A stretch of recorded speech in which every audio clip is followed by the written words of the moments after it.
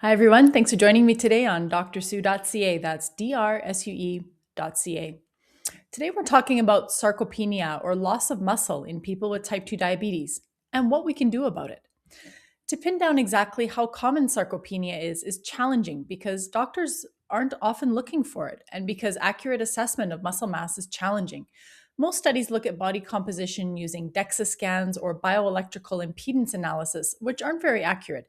MRI or CT scans actually give much more accurate results, but these are really expensive. They have limited availability, if any at all, and CT scans also have radiation exposure as a downside. Importantly, sarcopenia isn't just about how much muscle there is, but more importantly, how that muscle is functioning. That can be assessed with the chair sit to stand test, grip strength, and various functional walking tests. I linked to some more information in my blog today. Check it out. A systematic review and meta analysis of studies using DEXA or bioimpedance found that about 27% of people with diabetes have sarcopenia. Note that people with obesity, with or without diabetes, are at risk of sarcopenia as well. And a link in another post I wrote on that in my blog today, so check that out.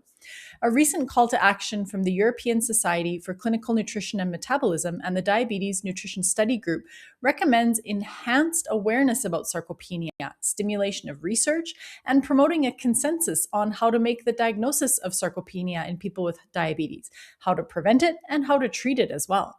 So, for people living with type 2 diabetes and their healthcare professionals, what does this actually mean?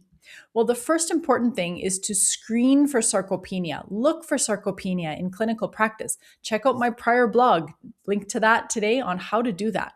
If we're not thinking about sarcopenia and not screening for it, we won't find it. For prevention and treatment, we want to ensure adequate nutrition, meaning adequate protein and micronutrients as well, physical activity, both resistance and weight bearing. We got to send those muscles the signal to build.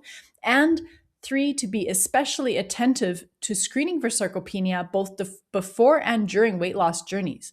When we lose weight, we lose about a third as muscle and 2/3 as fat with any currently available treatment modality.